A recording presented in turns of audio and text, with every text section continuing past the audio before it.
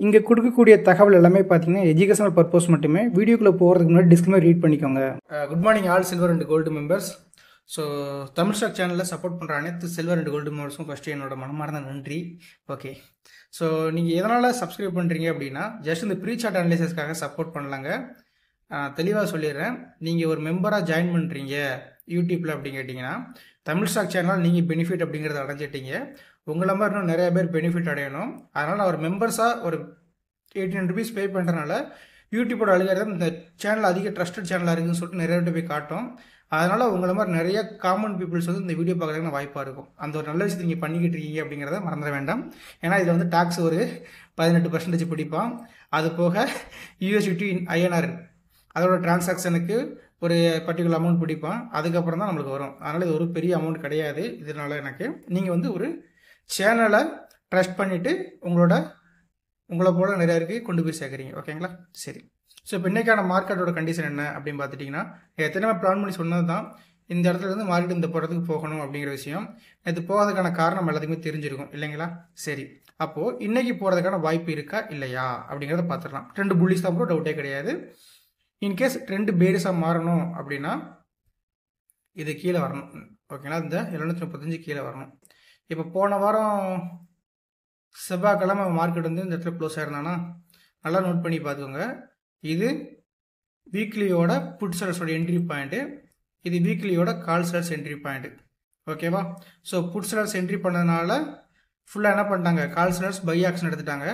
திரும்ப கால் sellers entry எடுத்ததுனால ஃபுல்லாக புட் செலர்ஸ் வந்து பை ஆக்ஷன் எடுத்தாங்க. ஏதாவது ப்ராஃபிட் புக்கிங் பண்ணியிருக்காங்க அப்படிங்கிற விஷயத்த சொல்ல வரேன். ஓகேங்களா? இப்போ மார்க்கெட் ட்ரேடிங் அப்படிங்கிறது பார்த்தீங்கன்னா இந்த ஹைக்கும் இந்த லோ பாயிண்ட்டுக்கும் ஒரு ஈஸியாக போட்டு இப்படி போட்டுடலாம். ஸோ ஹை அண்ட் லோக்கு பிட்வீன் ரேஞ்சஸ்லாம் எக்ஸாக்டாக ட்ரேட் ஆகிட்டு இருக்கு. தெரியுதுங்களா? அப்போ என்னங்க அர்த்தம் அப்படின்னா both call and put sellers, அதாவது வீக்லி செல்லர்ஸோட ஆக்டிவிட்டிஸ் அப்படிங்கிறது இன்னுமே சம ஃபைட்டிங்கில் இருக்குது. இன்கேஸ் இந்த ரேஞ்சஸ்குள்ளே போச்சுன்னா சைடிஸில் போகிறதுக்கான வாய்ப்பு கூட இருக்கலாம்.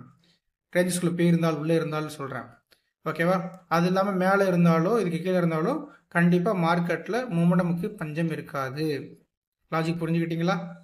சரி, ட்ரெண்டு புல்லிஸாக இருக்குது. 920 கண்டிப்பாக போகணும். அதுக்கு மேலே இருக்கும்போது 25,220 போகணும். எல்லாமே நம்மளுக்கு தெரிஞ்ச விஷயங்கள் தான். இதில் வந்து புதுசாக விஷயங்கள் சொல்கிறதுக்கான வேலை இல்லை. இப்போது மார்க்கெட்டில் கால் அண்ட் புட் செலர்ஸ் என்னவா இருக்காங்கிறத தெரிஞ்சுக்கலாம். ஓகே, ஸோ கால் செலர்ஸை பொறுத்த வரைக்கும் பார்த்தீங்கன்னா இன்னைக்கு கால் செலர்ஸ் உங்களுக்கான ஆப்பர்ச்சுனிட்டி கொடுத்தாங்கன்னா சுட் பி ப்ராஃபிட் புக்கிங், டவுட்டே கிடையாது. 24 to 42 அப்படிங்கிறது ஒரு ப்ராஃபிட் புக்கிங்காக இருக்குது. அப்போ கால் செல்லர்ஸ் புட் செல்லர்ஸ் ரெண்டுமே ப்ராஃபிட் புக்கிங் தான். புட் செல்லர்ஸும் ப்ராஃபிட் புக்கிங்கில் இருக்காங்க, கால் செல்லர்ஸும் ப்ராஃபிட் புக்கிங்கில் இருக்காங்க. பட் புட் செல்லர்ஸ் அப்படிங்கிறவங்க பேனிக் ஆகிறதுக்கான வாய்ப்பு அதிகமாக ஷோ பண்ணியிருக்காங்க இந்த ப்ரீவியஸ் ஆக்டிவிட்டீஸில், ஹை அண்ட் க்ளோஸில். ஓகேங்களா?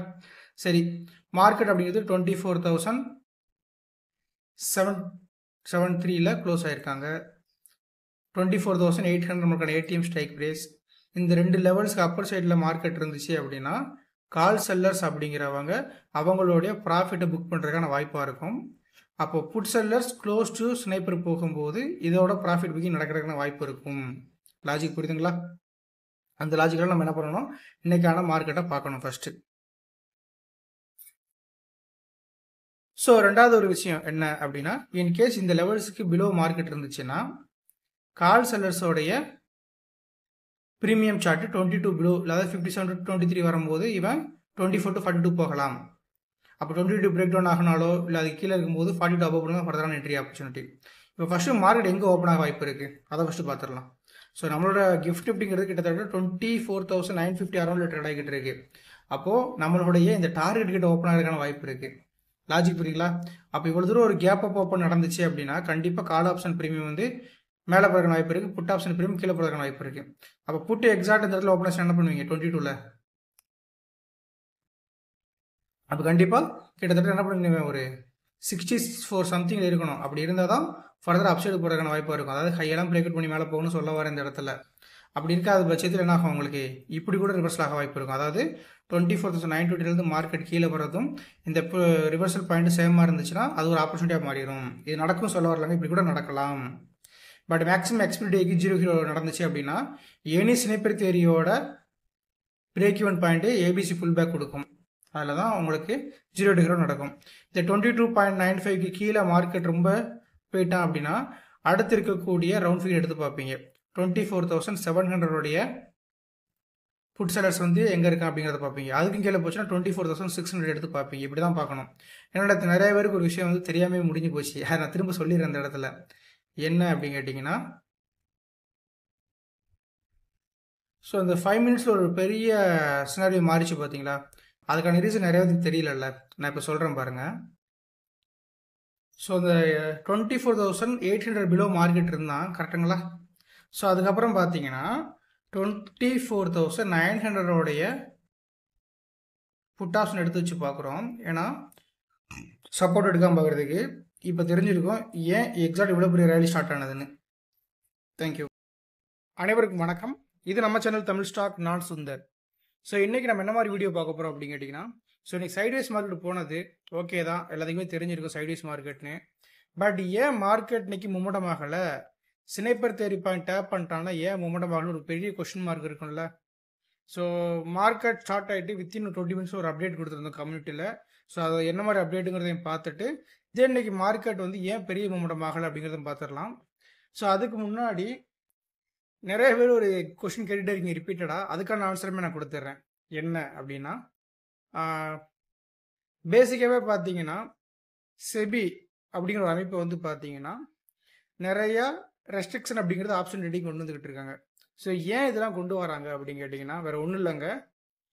ஸோ நம்மளை வந்து காப்பாற்றுறதுக்கு தான். ஸோ அன்வான்டாக நிறையா ட்ரேட் பண்ணி நிறையா லாஸஸ் பண்ணுறோம் பார்த்தீங்களா? அதெல்லாம் பண்ணாமல் பொறுமையாக ஒரு ட்ரேடப் பண்ணி ப்ராஃபிட் பண்ணிட்டு போப்பா. பொறுமையாக ட்ரேட் பண்ணுறதுக்கு நிறையா காசு இருந்தால் ஒரு ட்ரேட் தான் பண்ணீங்க, மல்டிபிள் ட்ரேட் பண்ண மாட்டீங்களே, விவரம் தெரியாதவங்க. ஸோ அது மாதிரி சில ரெஸ்ட்ரிக்ஷன் கொடுத்துட்டே தான் இருக்காங்க.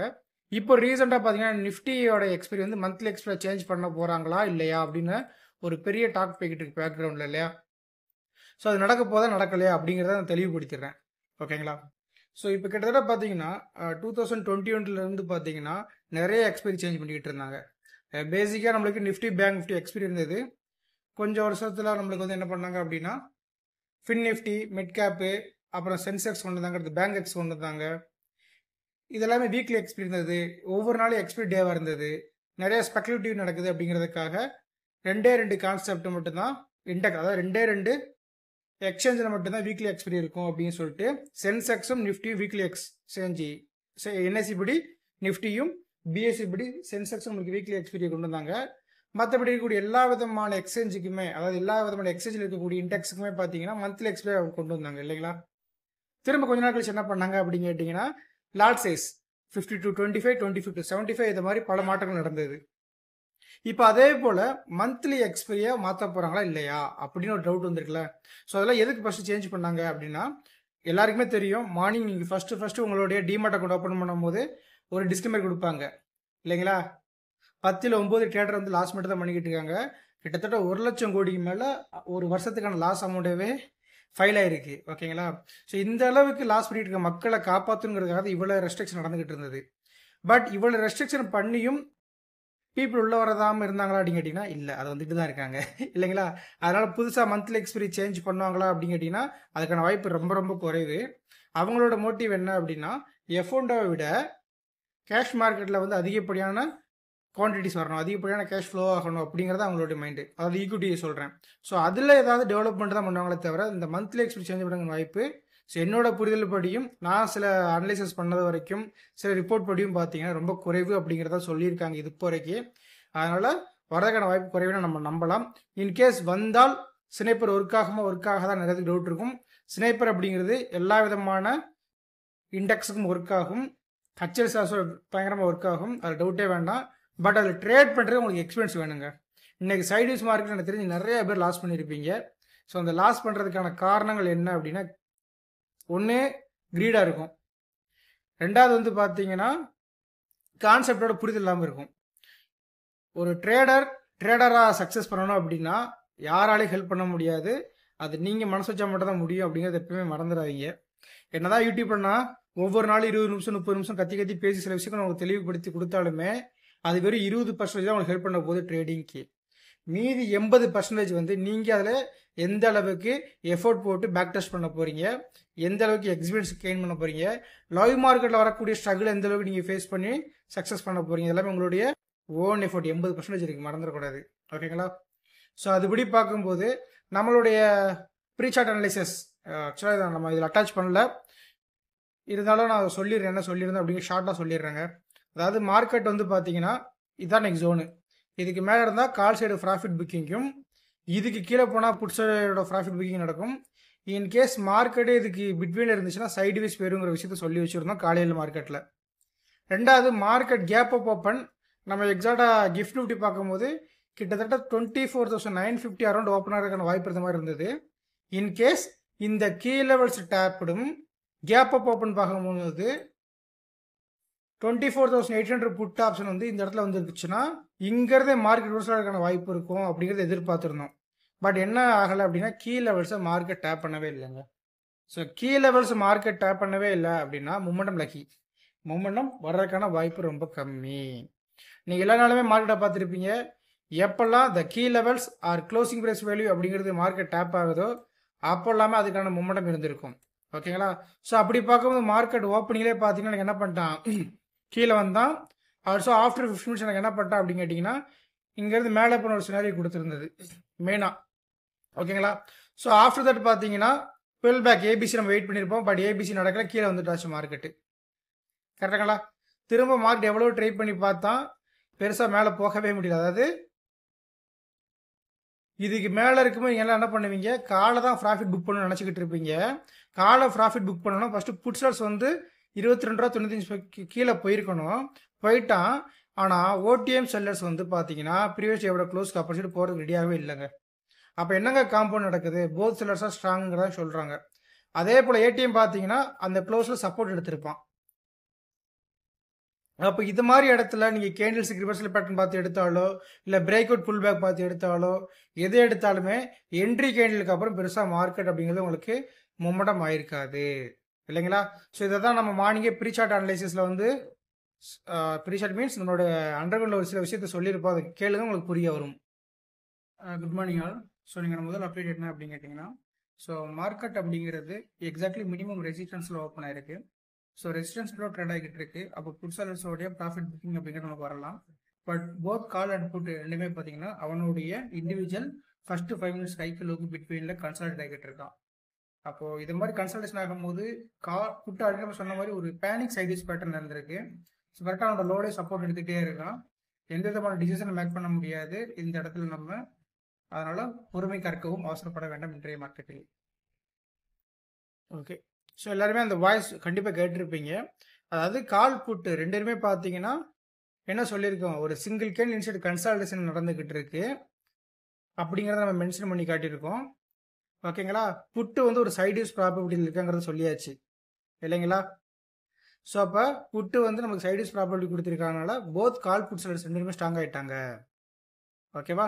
போத் செல்லர் ஸ்ட்ராங்காக என்ன ஆகும், மார்க்கெட்டு சைடிஸ் போகும் இல்லையா? இது எப்போ கொடுத்துருக்கோங்க, காலைல 9:40 கொடுத்தாச்சுங்க. மார்க்கெட் ஆரம்பிச்சு 20 நிமிஷத்தில் என்ன சொல்லியாச்சு, மார்க்கெட்டில் இன்றைக்கி நம்ம ட்ரேட் பண்ண வேண்டாம்.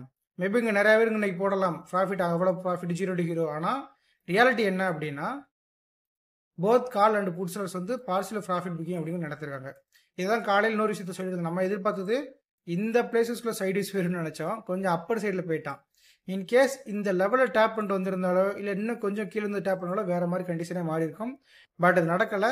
மார்க்கெட் அப்படிங்கிறது அவங்களோட அடுத்த டார்கெட் நோக்கி அப்சைடு தான் போய்கிட்டு இருக்கான். அதுக்கான என்ட்ரிஸ் நமக்கு என்ன கொடுக்குறேன் இன்னைக்கு, ஓடிஎஃப் செல்லர்ஸ் ப்ராஃபிட் புக் பண்ணுறதுக்கு ரெடி ஆகலை. ஓகேங்களா? அப்போ நீங்கள் என்னெல்லாம் பார்த்துருக்கோம் அப்படின்னா, ஃபஸ்ட்டு செபியோட ரூல்ஸ் மந்த்லி எக்ஸ்பீரியன் வருமா வராதா அப்படிங்கிற ஒரு கிளாரிஃபிகேஷன் பார்த்துருக்கோம். ரெண்டாவது இன்னைக்கான மார்க்கெட் சைட்வேஸ் தான். அந்த சைட்வேஸை எப்படி நம்ம மார்னிங்கே நம்மளோட கம்யூனிட்டி பீப்புள்ஸ்க்கு வந்து கொடுத்துருந்தோம் அப்படிங்கிற விஷயத்தை பார்த்துருக்கோம். ஸோ மூணாவது இந்த சைட்வேஸில் தப்பிக்கிறதுக்கு என்ன வழி அப்படிங்கிறத நம்ம சொல்லியிருக்கோம். என்ன வழி, மார்க்கெட் லெவல்ஸ்க்கு மேலே இருக்கும்போது காலை ஃபோக்கஸ் பண்ணுவீங்க. அப்போது புட்டு ஸ்னைப்பர் பாயிண்ட் கீழே இருக்கும்போது ஆப்போனண்ட் வந்து அவனோட க்ளோஸ் அபோவ் போயிருக்கணும். அது நடக்கலை, முடிஞ்சு. சரிங்களா? தேங்க்யூ.